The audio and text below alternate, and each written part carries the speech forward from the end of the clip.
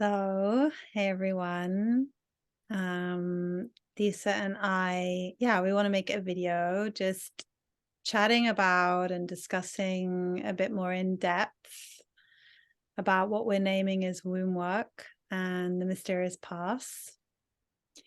And we're really framing this material in a 3-month course, but it's material that we're visiting all the time.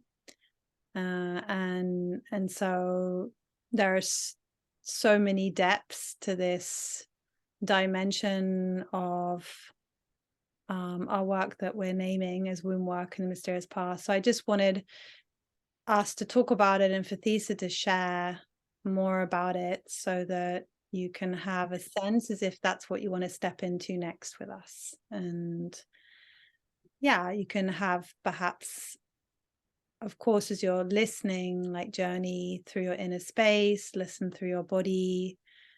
Absolute. That's the foundation. Thanks. So I guess maybe we'll start talking about womb work, or Thessa could start talking about womb work, and also aware of the fact that the group prior to the womb work and mysterious past group have been working in the dandians. They've the Art of Inner Union course covers the working through the senses and then into masculine and feminine, and then going into the dandians. So it would be awesome if you kind of weave things together if you can a bit. Yeah, I will do. So the whole curriculum structure of the coursework that we have created is a reflection of my own journey through the years into the primordial ground and the source of all experience. So that's why we've set it up in the way that we have. It's because that's how I got to the source of all experience, was through this particular journey. So we start out with Heart Becoming, which is a presencing of the basic tools and the basic recipe, if you will. And that basic recipe is valid from beginning to end. It is the constant through all the inquiries that we visit with the curriculum. So, I just am finishing up the group that is in the Immaculate Conception of the Self now, which is right at the end of the course structure. It's a 9-month program, and we have maybe 2 sessions left. We have 1 session left now. The session that we had yesterday, we started with get in touch with the absolute. So it's always and forever relevant, that basic formula.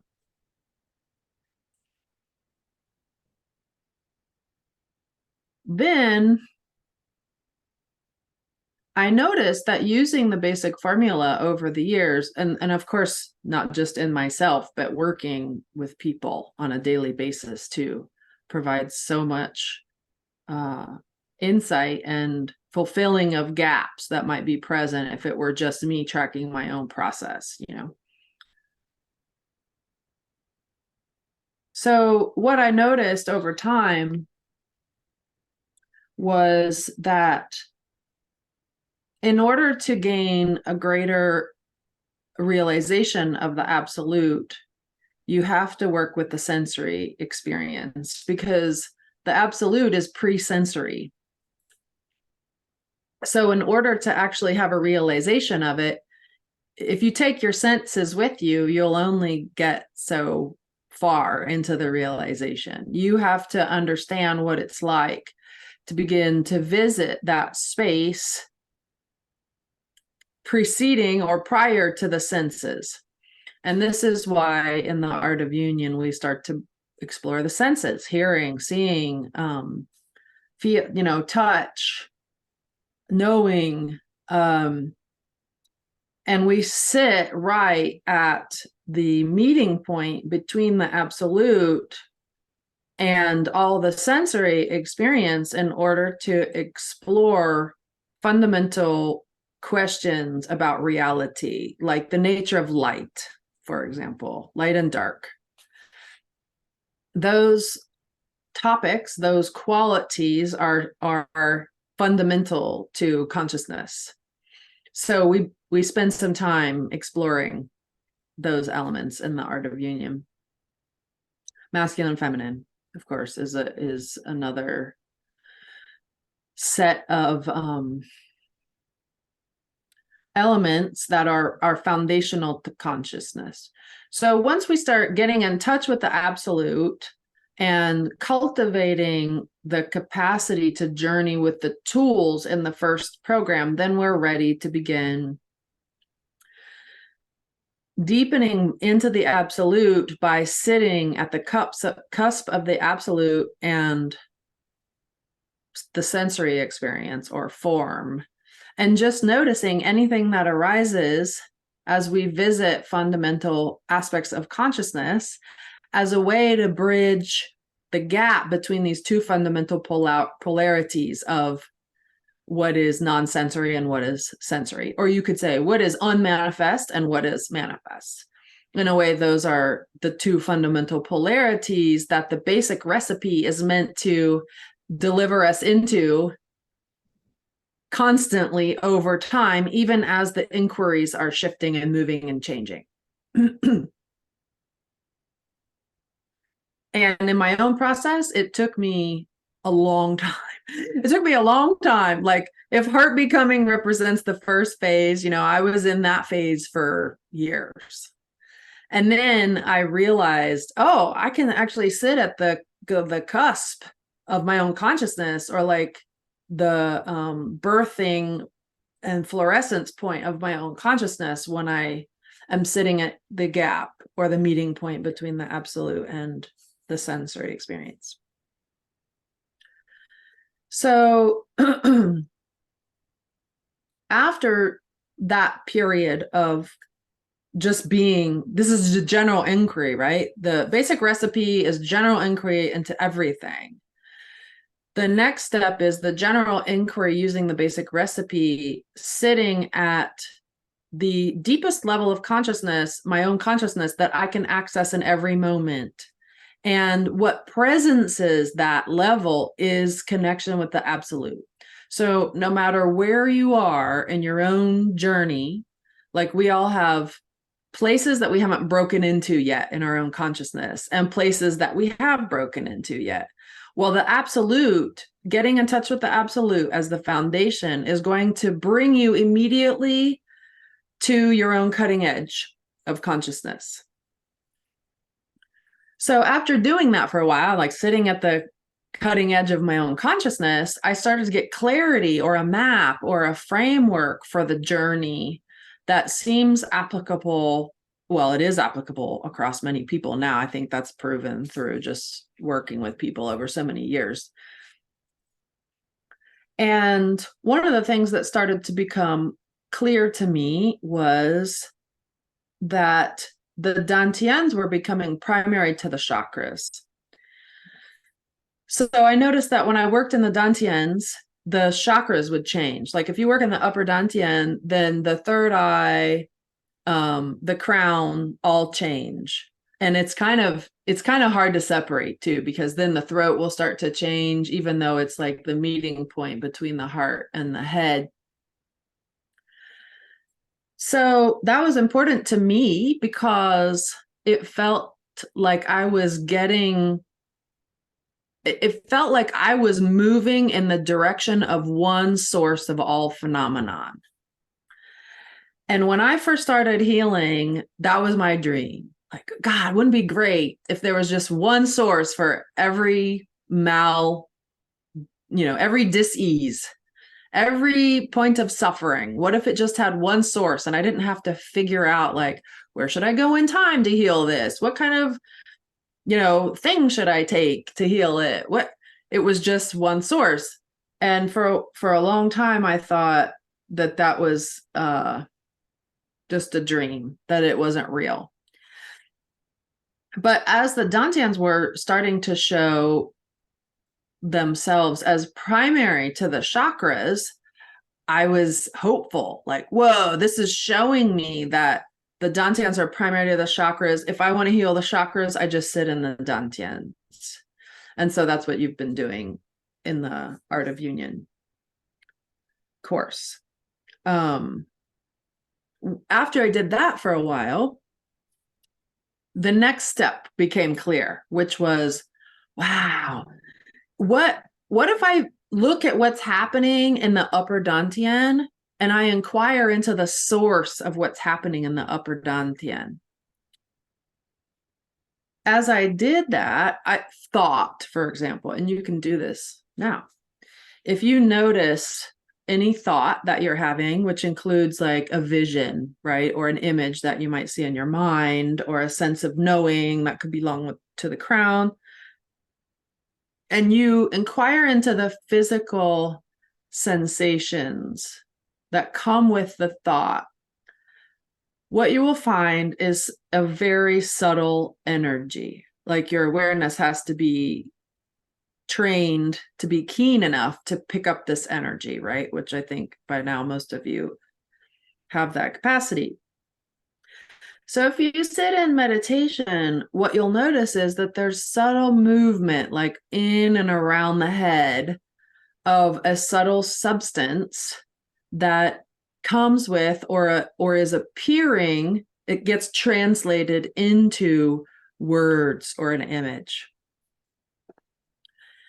And I was curious, like, where does that come from? Okay, there's energy there, and then poof, an image appears out of the energy, or a thought appears out of the energy. But where does the energy come from? Because the energy was showing itself as more primary than the thought or the vision, the knowing.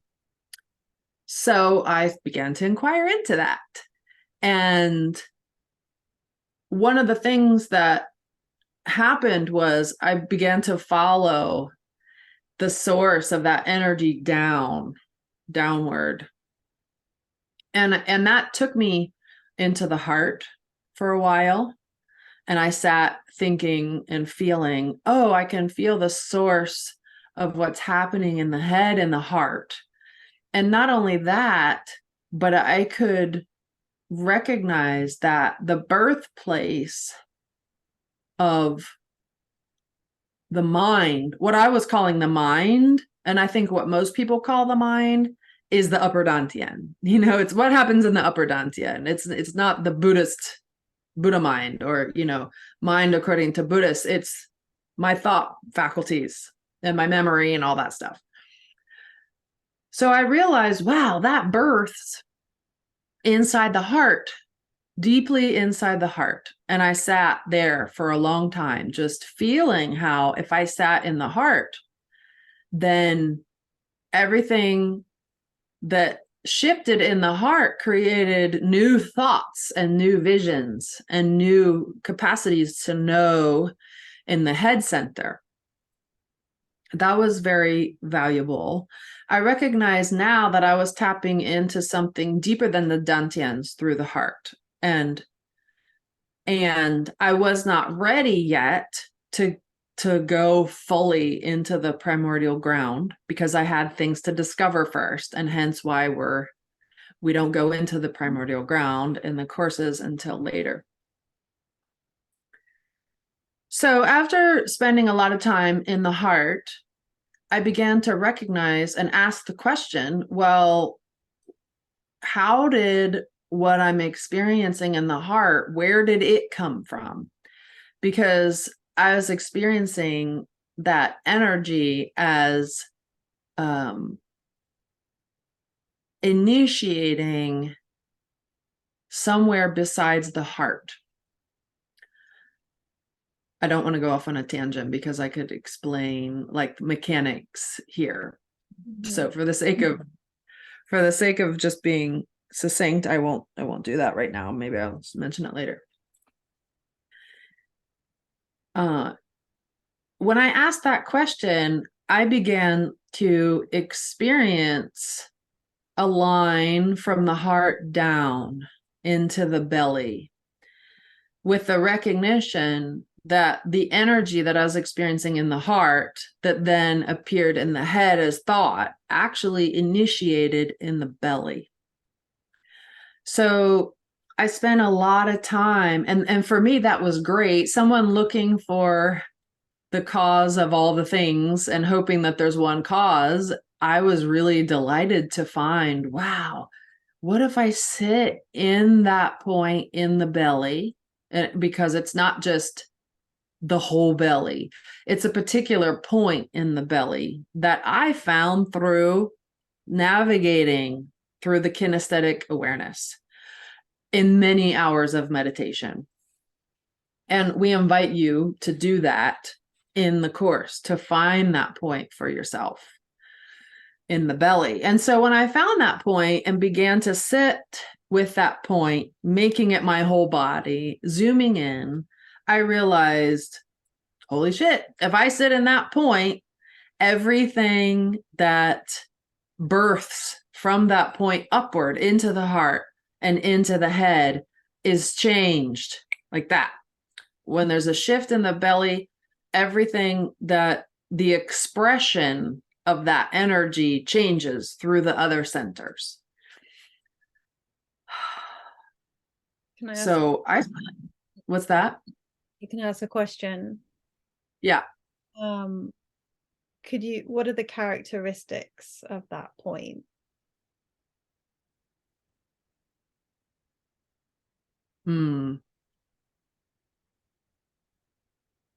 It depends. The characteristics of the point change depending on the level of refinement of the point in the belly. And the inquiry can lead to a different outcome each time. That's why it's important to come to the inquiry fresh each time you ask yourself the question. So when I was in this phase, I was asking the question, what is the source of this thought in the head? Then I went down to the heart. And then I could be like, oh, well, what's the source of what's happening in the heart? And the response in the moment was a point within the belly that was highlighting. So if I went into that belly and made it my whole body, it doesn't matter if you have the right point. It's like, just forget that. Just notice what happens when you're asking the question and let yourself become what highlights in the belly. Each time you do, it will have different characteristics. Mm-hmm. Because its characteristics depend on the level of emptying out of that aspect of your own consciousness, and or the level of unification, let's say, and where that place in the belly is along the path of refinement. Mm-hmm. There is a common awareness that you've arrived at a specific, like, as in you've arrived at a source point. Yeah. So after doing that for a while, I began to share that the point that was solidifying, not in an unhealthy way, but that was becoming more clear after many hours of inquiry was, oh, it's for women, it's in the center of the uterus, just above the pelvic bone. And for men, it corresponds to a point in and around the prostate gland, which is kind of behind the base of the penis, on the inside of the body. You can just find that point and make it your whole body, or you can go through the process I did because, you know, the direct experience is important. The inquiry, the response to your inquiry of what is the source of what's happening in the heart and the head will take you to this place in your own journey, you know, and it can be important to have your own direct experience of getting there. I like how you're highlighting. So we're naming womb space. We're naming this environment of source remembering, let's say. Yeah. But it's not like when we're guiding you into that, we're offering you an inquiry that is a pathway into that through your own direct experience. So it's not like you come into the course like, oh, you have to get womb space. It's more like Right. inquiry, and then you discover in yourself what that is or isn't, you know, like it's a self-discovery. Yeah, I'm glad you said that, because that also applies to the inquiry around the mysterious past, which we'll get into as well. Yeah. So sitting in the womb, I can describe like some of the general things that I noticed about the characteristics of visiting that space. And I would say the major one is everything that the conscious mind doesn't want to feel is in that space. Because the way that we have been socialized and educated at this point in human history, at least in the Western countries, is to give so much focalization to the head and the thinking mind and the mental conceptual realms. And what that does is it highlights and exaggerates this aspect of our being, and it leaves out what's below the neck. When we start getting into spiritual practice, the heart becomes more apparent. Our heart comes more online. It becomes more available. But there's not a lot of spiritual practice that is at least widely available, let's say, that specifically goes into the belly to explore what's in the belly. And so the conscious mind, the belly is also representative of the deepest levels of the unconscious mind. So this is about a union between the conscious mind and the unconscious mind through eventually the finding that they have the same source. But along that path, the conscious mind has made a choice usually to say like, oh, it can actually look down there and be like, I don't know about that. I think I'll just stay up here. That's a safe. So, and you know, the conscious mind is happy with doing that, but of course, the unconscious material that's sitting in the womb and in the heart is still driving the being in a way that the unconscious mind doesn't understand. And it's the merging of those two that start to bring in natural expression of true nature. Yeah, it also to me feels like it's quite hidden. Like it's quite a hidden dimension, like it's the unconscious mind, right? So it's hidden. So you actually have to make a conscious right effort in a way, or like follow the line of inquiry to kind of reveal what is hidden. What I notice is there's quite a lot of people are surfing around the edges of this terrain, and they're dipping in and out, but there isn't a framing of it or maybe a soft inquiry that it can allow that pathway that gets dipped into to be cultivated. Eventually, what happens through this inquiry is that fundamentally you know that that the unconscious mind is more primary and foundational than the conscious mind. And that's a big shift from where most people start. It's the other side of the polarity, which we have to visit. You know, the polarity was like, oh, I'm this. And then when you go into the unconscious mind, it becomes apparent, holy shit, this is vast and infinite. And this is more me than this small, like, piece of conceptual mental material that's thinking all the time. And that brings up, I would say it's the first visitation of the wall of shame is getting into that point in the belly. And that's another reason why we don't visit it. It's because who wants to feel shame, you know, and ick and self-loathing and scary things like the capacity to harm, victimization, you know, all of the stuff that we don't want to believe we are or are capable of is sitting in that space waiting to be emptied out. Yeah. And I feel the combination for me is really important of the visitation of what often gets named as like shadow work.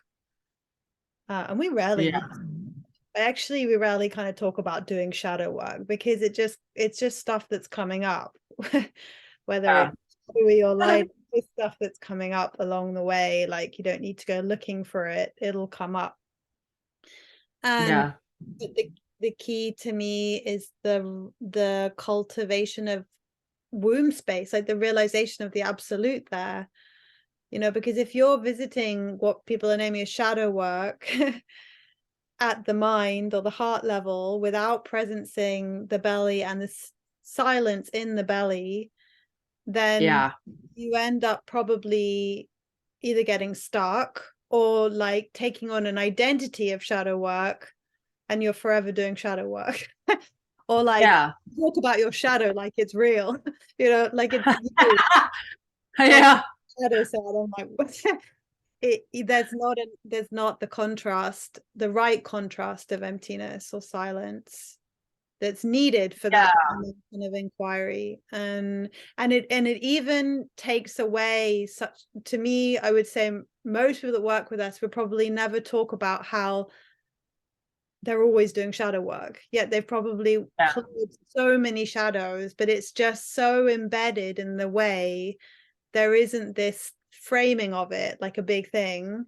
It's just part of the unfolding and not even necessarily reflected on as shadow work.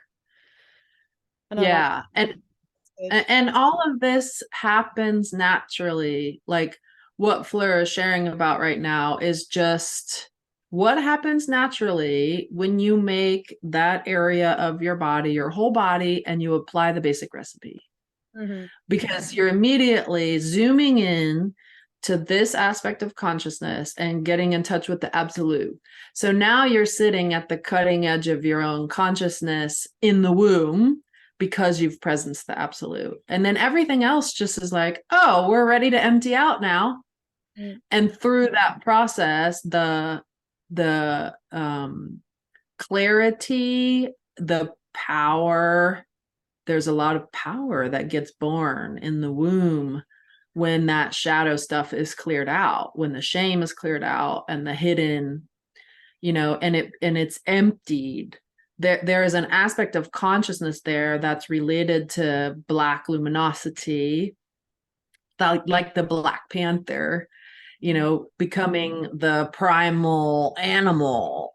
And the power that brings is, it all comes naturally in and of itself just by presencing the basic recipe there. There's also for me the kind of restoring, like I've often talked about it, like the restoring of the umbilical cord with the cosmic or the great mother.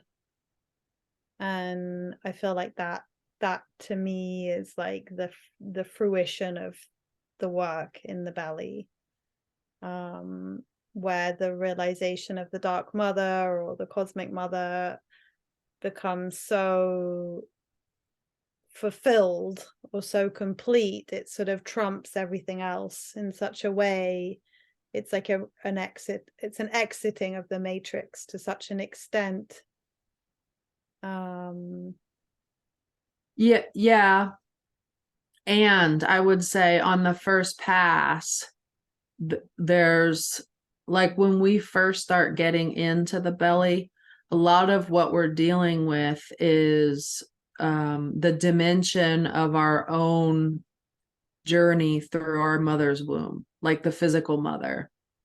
And that sets the groundwork for the opening to the cosmic divine mother, which we come back to. So now there's womb work and the mysterious past, which we'll talk about in a second. And then with the immaculate conception of the self, we come back to the womb, and that's where we start from. And then we make contact, like Fleur said, you've done enough clearing in the womb to have the capacity to start accessing the cosmic mother, the dark mother, divine mother, however you want to term it. Yeah. Once the clearing is, in motion. Yeah. Can I ask a question? Have you noticed, just because I'm aware we're making this video for this group, but it could be watched by many groups to come, like, do you notice the pathway feels different for men than women? Like, is there anything you would want to share about that, or does it feel to you No, I would say that the pathway itself, as in the mechanics and the structural visitation of how things arise, feels the same across men and women, but the material that's visited is different. right? So, with women, for example, the dark material can be, what's the word? It has qualities of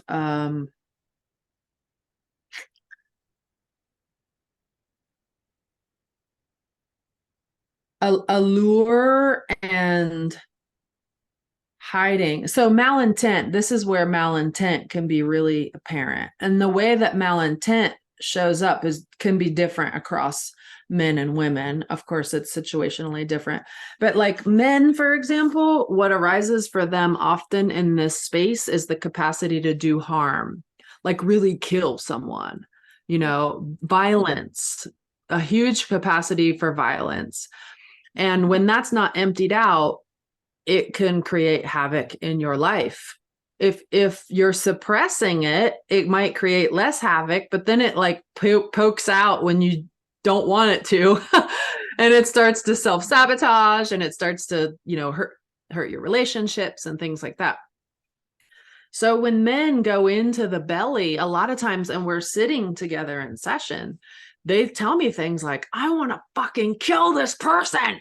And they want to jump up and like, stab somebody, and this happens also for women. It's not exclusive to men, but it's more apparent in regards to men and their identity and clearing out their identity.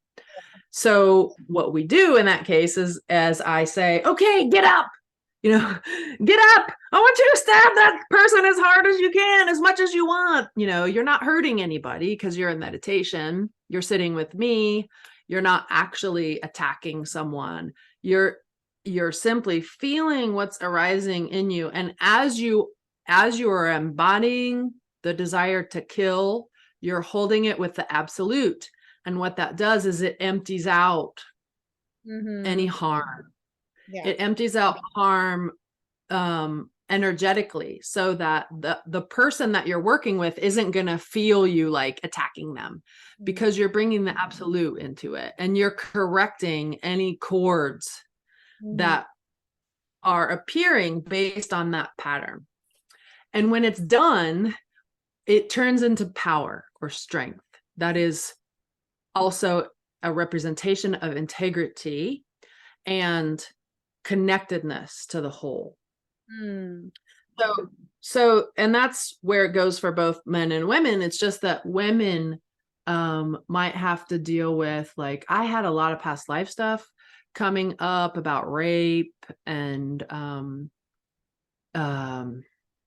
the coupling of abuse and sexual experience, Mhm. like being strangled while I was also having a sexual encounter, for example, things like that. So maybe you can see in my sharing like the different qualities. Yeah, there is some victimization there, but there's also like a revenge that, with women, it's more like, if I'm gonna, my equivalent or the women's equivalent to jumping up and taking action and killing someone is usually like, I get Mm. you. Or some kind of like, I gotta move around in hiding so I can like slip the poison into their drink. Something like that. Wishing someone ill secretly, for example. And then the And those things. seductive we were talking about, seductive. Did I say that again? You were talking about the seductive, alluring. Right. Yeah. Seduction coupled with malintent. Yeah. That's a good way to put it. Yeah, because then when there's a purifying of that energy, it becomes magnetism, because the seduction, I see it, you see it a lot, like there's this kind of seductive energy, like particularly around spirituality, like come into my work and the shiny new thing. And Yeah. there's a difference between that and magnetism. Yeah, well, they're both very magnetic, but when the magnetism is emptied out, there's more integrity there, Yeah. which means there's more constructive creativity, capacity for constructive creativity Yeah. for the benefit of the whole, which is also simultaneously for the benefit of the individual, whether that's you or, someone you're engaging with. Great. I just want to, I guess, give us some time to talk about the mysterious past. So, wondering, I feel like we've just talked a lot about womb work and that feels really rich. Is there anything else you want to share about womb work before we move on to the mysterious past?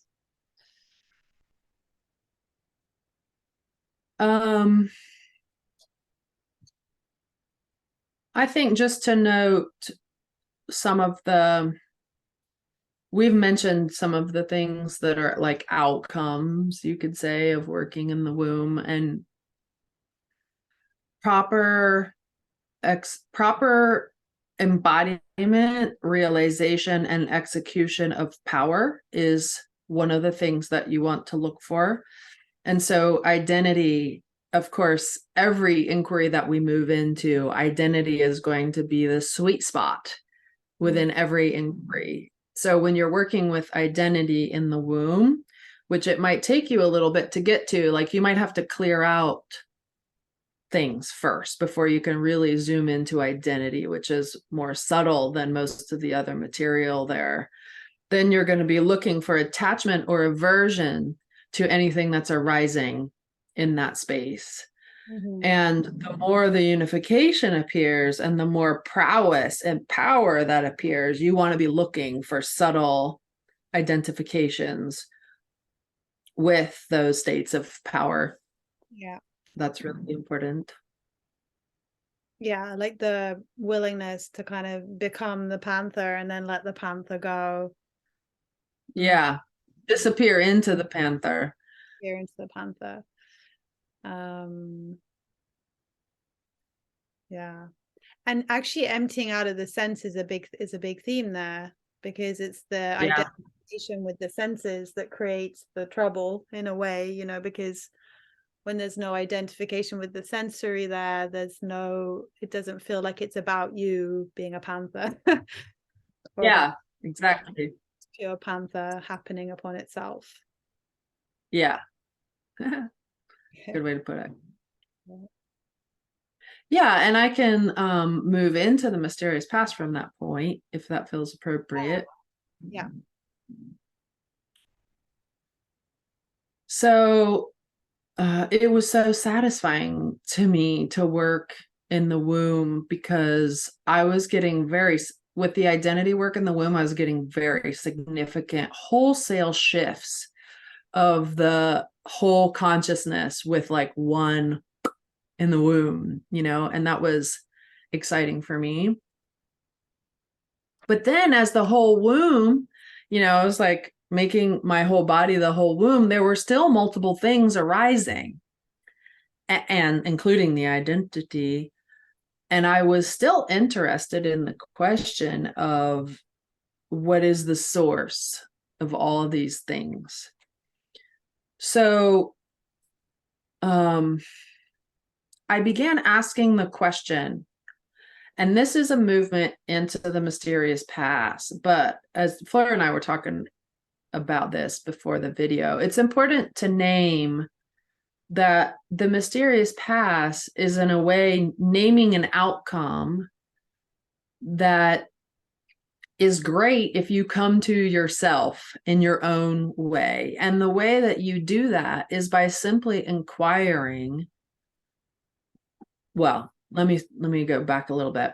Is by simply noticing all of the sensory experience that's arising within you in one. And you can do this. I was doing this from the womb space, but it applies to anywhere that you are, whether you're zoomed into one aspect of your consciousness or you're feeling every dimension of yourself at one time. The inquiry still applies. And that is, okay, I can sense, my sensory information tells me that I'm having these thoughts, and I have a pain on the head, and I have a constriction in the throat, and I'm sensing my mother's genetic line, and I have sexual arousal, and I have heart palpitations. So these are lots of sensory informations there, right?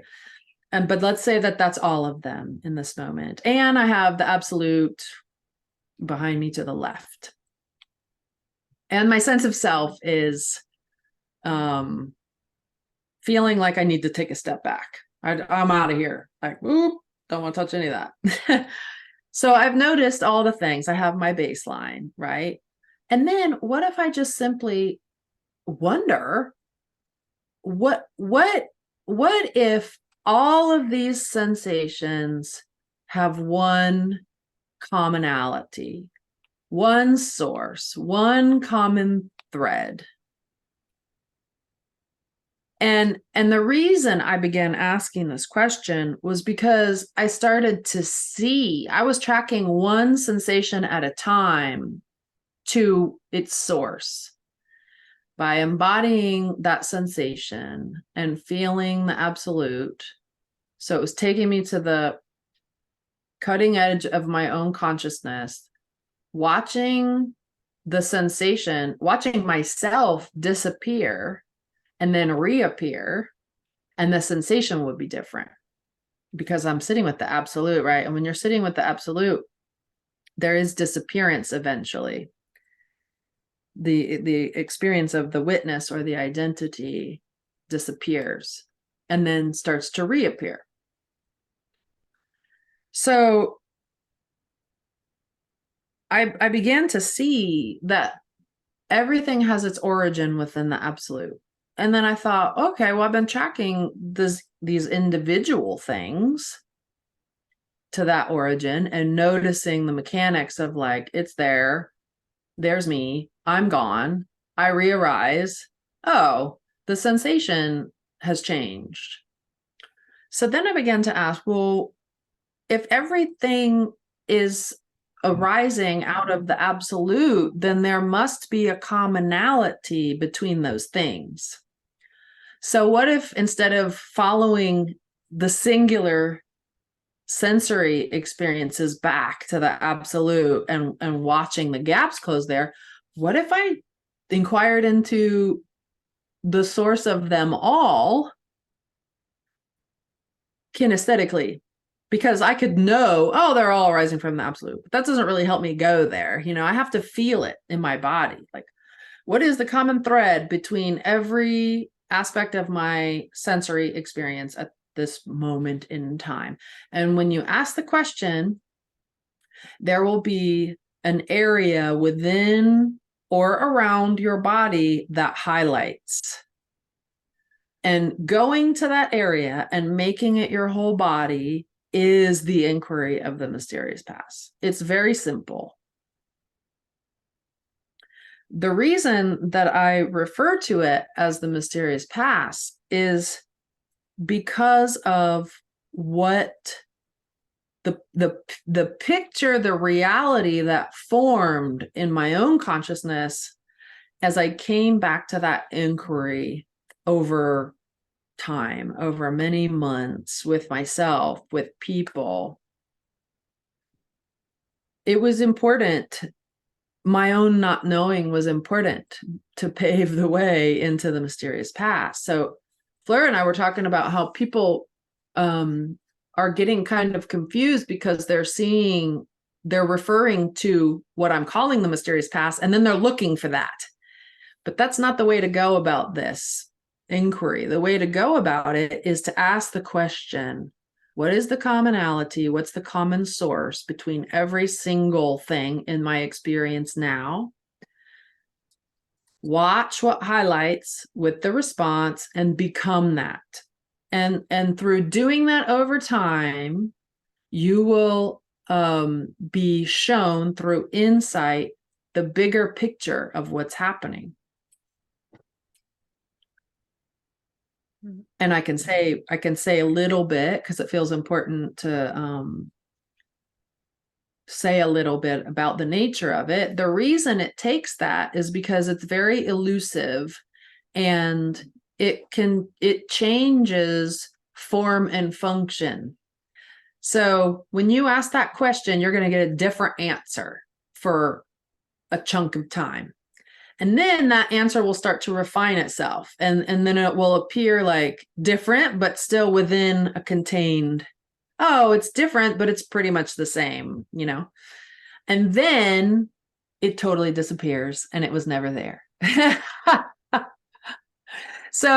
So if you start looking for that, then you're going to be totally confused because you might be at the point where it's totally gone, or it might not have formed yet, or it's formed. So the mysterious past is called the mysterious past because of these qualities. Like, you can't nail it down. It doesn't have an exact place where it appears in the body. It can appear anywhere. It can appear over here, it can appear here. It can appear in my big toe. So you just have to keep following that for a while until you gain through insight the nature of what it is through the insight that comes through the direct experience of it. But I will say the importance of it turns out that inquiry starts to forge the portal from the womb space into the primordial ground. The inquiry around the mysterious past is the mechanism for that. And clearing the womb sets the stage for you to be able to then open the channel between the womb space and the primordial ground. And until that channel is opened, you cannot consciously and fully sit within the primordial ground. And then what's cultivated in the primordial ground can't flow into and through that channel into the belly and then the dantians. So we're setting, like, the mysterious past sets the stage for the primordial ground exploration. Yeah. It's so interesting because we had a group kind of exploring the mysterious past for like 3 years. Was it 3 years? I felt like at least 2.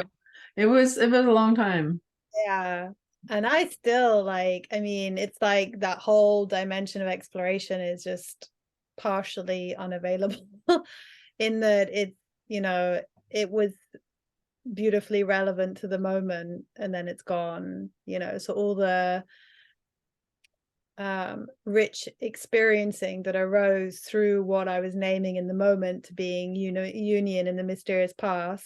If I describe those experiences now, it's like it's removed, I guess, from the magic, because there is like it's like something opens up a whole new field of possibility, a whole new level of union and possibility. And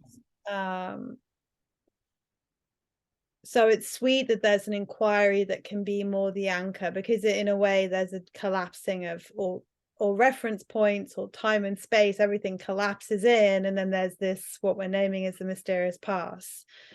But Yeah. the only thing that the thing that can be people's anchor, what we're framing, is the inquiry that will allow you to cultivate whatever that want becomes through you, whatever that opening of it expresses. Yeah, and I imagine that there are people on the spiritual path who do the work of the mysterious past, who forge that opening from the womb into the primordial ground, which is essentially the spinal cord up into the brain. And they never ever see the mysterious past, like in as a visual, you know, or never actually understand everything that I've seen about the mysterious past, simply because I have this like hyper attunement to detail and can draw pictures, you know. So when I'm talking about what I have seen, people look for that, but you may never find it. You may never see that. And it's not important to see the pictures of it, it's more important to keep asking the question, what is the common source of all aspects of my experience in this moment? Yeah.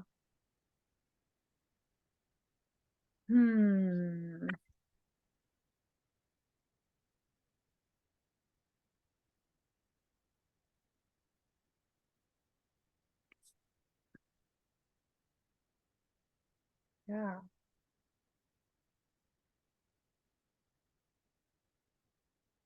No, Does I'm it just, feel like we've covered everything, or are you?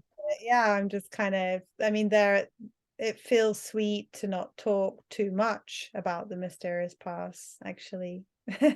leave it Yeah. leave it to the course and to the mystery, in a way, because yeah, let the inquiry be presenced. And that's what we would be doing in the course together, would be presencing that inquiry using the basic recipe that we've learned so far. So just kind of the absolute, what's happening in your body, the somatic experience, the allowing, surrender. Yeah. Then we would presence, you know, the dimensions like masculine and feminine again, but again from the womb and then from the mysterious past. So we're kind of basically going through what you've already gone through, but then through via the inquiry of the womb and then the inquiry of the mysterious past. That's really the next course, kind of. Yeah, exactly. And so each course, even though you're bringing the basic recipe, you're standing at new thresholds of the dimensions of your own consciousness.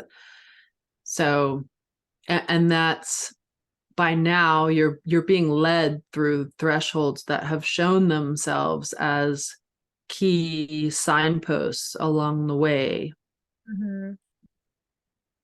of the eventual like fluorescing of consciousness spontaneously, naturally, infinitely, purely.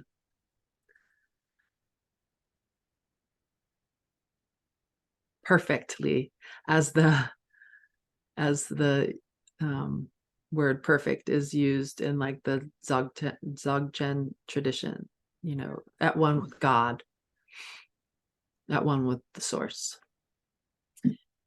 One thing that is, Percy, that's really beautiful what you just shared. Something we haven't really talked about, but I'm wondering, it's just coming up. So we don't really presence it in our courses beyond when it comes up and as a like a natural element to talk about, but we don't frame it. And that's uniqueness. And I'm wondering how uniqueness and the mysterious part, like, how would you talk about that? Yeah, so to me, the physical material substance that belongs to the word uniqueness is essence. Yeah. And that essence is usually experienced as a flow of energy that starts to come in at a certain point in someone's spiritual practice. So when you're, and a lot of people refer to that as Shakti, right? So when that uniqueness for me, that Shakti, that substance is the substance of unification that appears in the space as the gaps are closing between the parts of ourselves using the basic recipe.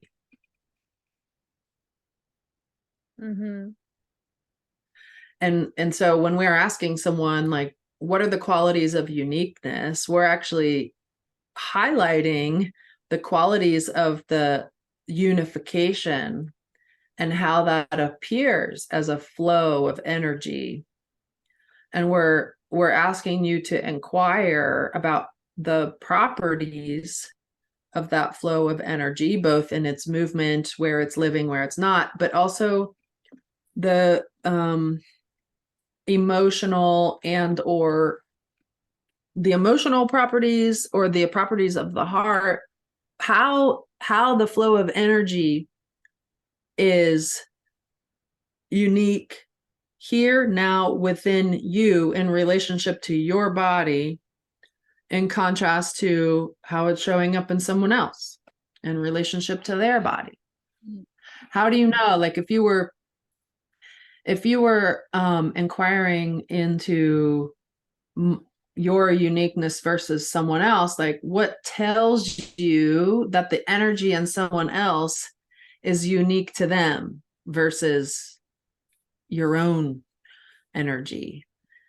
And making that exploration, kind of visiting one and visiting the other and holding them together, with the absolute, allows the uniqueness to, like, shine even brighter and get even more apparent and visible within the both of you. As you're working with identity.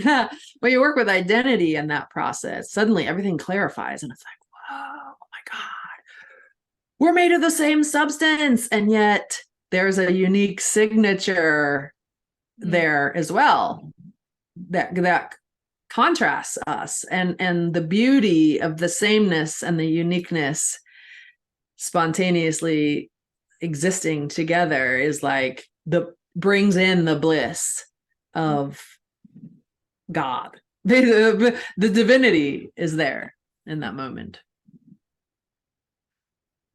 Yeah, I noticed I asked the question because I could feel, as we were talking about the mysterious past presencing itself, which brings in more movement. There's like a new depth and breadth to the movement of the energy of myself or of the self, and then new qualities were highlighting.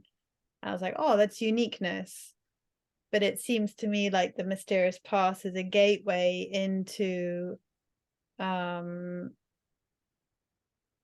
greater realization of uniqueness, or like a greater communion. I don't know what the right words for it, but it seems more, it's like there's an everywhereness to that uniqueness. Yeah. So it takes it to another depth, I guess, the monadic depth. And so it's more indivisible, and yet the word uniqueness still applies in some way, but it's not, you know, that kind of sensory identification of what means something about me and them has fallen away because you're in the mysterious past, right? Yeah, I'm glad that you're presencing it that way, because it's making me reflect on how the working with the mysterious past in a way is like the height of uniqueness appearing, and there is an attainment of the realization of the uniqueness appearing within all things. Then that attainment like collapses when you get in the primordial ground, as it should do, because you're then going to the next version of that same thing.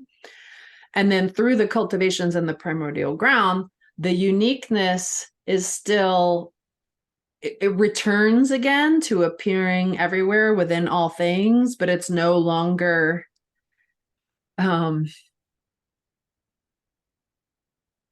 it no longer has qualities of distinction. It appears as truth itself.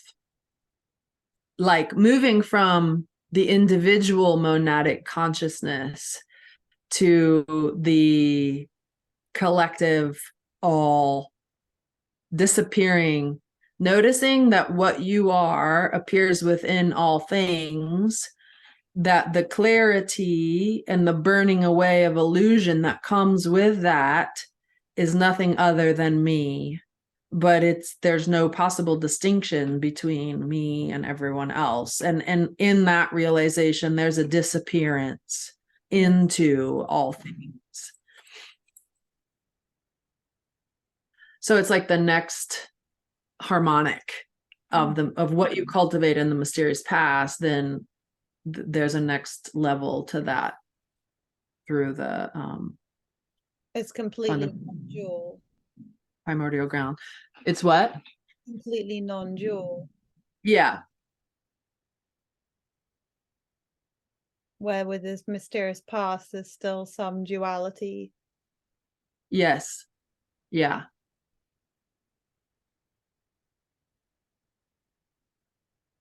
I'm enjoying this conversation. It's been a lot.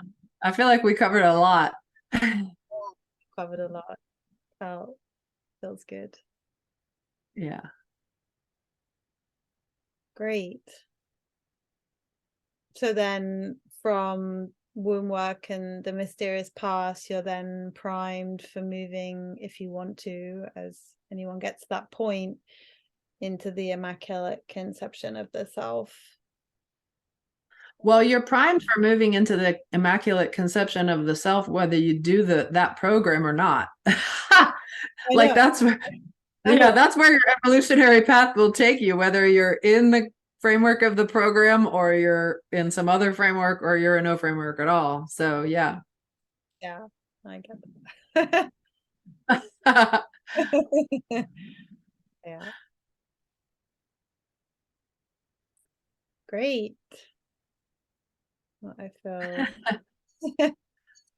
Good talk. we did good. Haven't prepared anything that you're going to say. Yeah, we didn't prepare anything. Winging it every time. Uh-huh. Yeah. Yeah, that's fun to do it like that. Great. Well, thanks, Thessa. I'll stop the recording. My pleasure. Thanks for calling us in, making it happen. Welcome. Bye, everybody.